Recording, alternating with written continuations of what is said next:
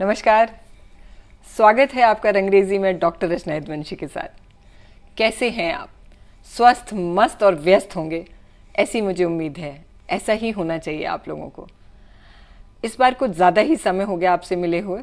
मैं तो आपको मिस कर रही थी, आप कर रहे थे कि नहीं वो मुझे ज़रूर बताइएगा टिप्पणियों में। आज मैंने जो लिखा है उसकी भूमिका में मैं आपसे इतना ही कहूँगी कि मुझे ऐसे लगता है कि मेरी ही ज़िंदगी में कुछ ज़्यादा ही ऐसे लोग आए जो मेरी कहानियों के पात्र बन रहे हैं। ये भी कुछ उसी से संबंधित है। क्या है, चलिए सुनते हैं। कहानी का शीर्षक है तारा। काले घने बालों की दो लंबी गुथी चोटियों को सलीके से काले रिबन से बांधे वो सौम्य शालीन और एक अजब सा आकर्षण लिए वो लड़की सधे कदमों से जब क्लास में आती और दूसरी पंक्ति में यूं सजग हो के बैठती जैसे जानती हो कि वो टॉपर नहीं है, लेकिन यह भी जानती हो कि सेकंड टॉपर वही है। तारा 5 फीट 7 इंच की मॉडल जैसी हाइट और चमकता गेहुआ रंग जो मासूमियत की स्निग्धता से तरल होकर उसकी त्वचा को पारदर्शी बनाता था।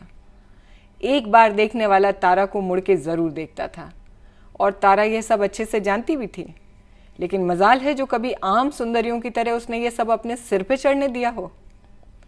आज जब मैं उसे याद करती हूँ तो लगता है कि कहाँ से पाया था उसने वो लौह सा संयम।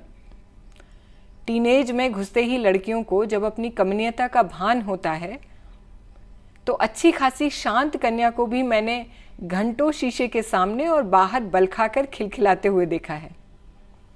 आकर्षण का केंद्र बनना इस उम्र की लड़कियों का सबसे तगड़ा शगल होता है, पर तारा अलग थी। उसकी आंखों में शांत लेकिन चमकते सपने देखे थे मैंने। जब ज़्यादातर लड़के लड़कियां यह पूछने पर कि क्या बनोगे या क्या सोचा है भविष्य के बारे में, अभी सोचा नहीं वाला जवाब देते हैं, तारा दृढ़ता से कहती थी डॉक्टर बनना है। मैं और तारा पहली और दूसरी पंक्ति में बैठते थे। हमारा टॉपरों वाला कंपटीशन चलता था, लेकिन कटुता राई भर भी नहीं थी। वो और मैं बेलाग अपने नोट्स एक्सचेंज किया करते थे, क्योंकि हमारी पढ़ाई और परवरिश दोनों का पैटर्न एक ही था, जिसका सूत्र था कि बस मेहनत का आंकड़ा आपको आगे पीछे कर सकता है और कुछ भी नहीं। और फिर स्कूल ख़त्म करके मैं और तारा अपनी मंजिलों की तलाश में निकल पड़े, अलग अलग। बहुत सालों बाद एक दिन तारा को मैंने सपने में देखा तो अचानक लगा कि मुझे पता करना चाहिए कि कौन से मेडिकल कॉलेज की शान बढ़ा रही है हमारी डॉक्टर तारा। हमारी एक कॉमन मित्र श्रद्धा को मैंने फ़ोन लगाया और तारा के विषय में पूछा, तो जो जानकारी हासिल हुई वो कतई उम्मीद से परे थी। श्रद्धा ने बताया कि मेडिकल की तैयारी के दौरान कोचिंग की राह में एक बांका नौजवान अक्सर उसका इंतज़ार करता था और तारा हमेशा की तरह उसे इग्नोर करती थी। महीनों की मेहनत रंग लाई और वो लड़का तारा का दिल जीतने में कामयाब रहा। फिर वही हुआ जिसका अंदेशा था। तारा का मन पढ़ाई से उचटने लगा और कोचिंग की क्लासेस बंक होने लगी। जब तक तारा के माता पिता तक तारा के भटकने की खबरें पहुंची, बहुत देर हो चुकी थी। सौम्य सभ्य तारा अपने पहले इश्क की पूरी खुमारी में बागी हो चुकी थी। घर में तारा से लड़ाई झगड़े मारपीट तो पड़ोसियों को पता थे, लेकिन मैंने अंदाज़ा लगाया उन बोझिल शामों का जब तारा की माँ ने उसे गले लगाकर ज़िंदगी की हकीकतों से वाकिफ़ कराया होगा, लेकिन अल्हड़ किशोरी तारा अलग ही कोरे सपनों की दुनिया में तैर रही होगी। पूरे वाक़ये में तब तक मेरा मन तारा के साथ ही था जब तक मुझे श्रद्धा ने यह नहीं बताया कि वो लड़का पहले से शादीशुदा था। फ़ोन पर श्रद्धा के साथ लंबे चले वार्तालाप में मेरे हाथ केवल लैंडलाइन की फ़ोन की पकड़ की वजह से नहीं पसीज रहे थे, बल्कि तारा के व्यक्तित्व की अनखुली परत से मेरे हाथ पांव जैसे ढीले पड़ रहे थे। बहुत ही सामान्य सा पड़ाव जो लगभग हर नौजवान लड़के लड़की की उम्र में आता है, कितना असामान्यता में परिवर्तित हो गया जब तारा ने अपनी सारी समझदारी को एक लंपट किस्म के आदमी पर स्वाहा कर दिया। और जैसे अपनी 17 साल की संजीदगी को ज़बरदस्ती झेल रही तारा ने परिवार और मित्रों का पूरी तरह से भरोसा तोड़ते हुए भागकर उस आदमी से शादी कर ली जिसने कथित तौर पर तारा को घुटनों के बल बैठकर बीच सड़क पर प्रपोज किया था। मुझे वो फ़ोन का पूरा कॉन्वर्सेशन एक सपने जैसा लग रहा था और लग रहा था कि काश कोई जगा दे और मैं उठ के कहूँ कि कितना वाहियात सपना देख रही थी मैं।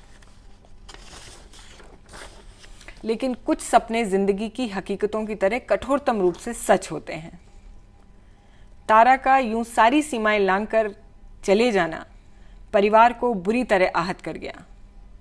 मध्यम वर्गीय समाज के अपने दायरे होते हैं जहां नियम कानून अलिखित संविधान की तरह निभाए जाते हैं।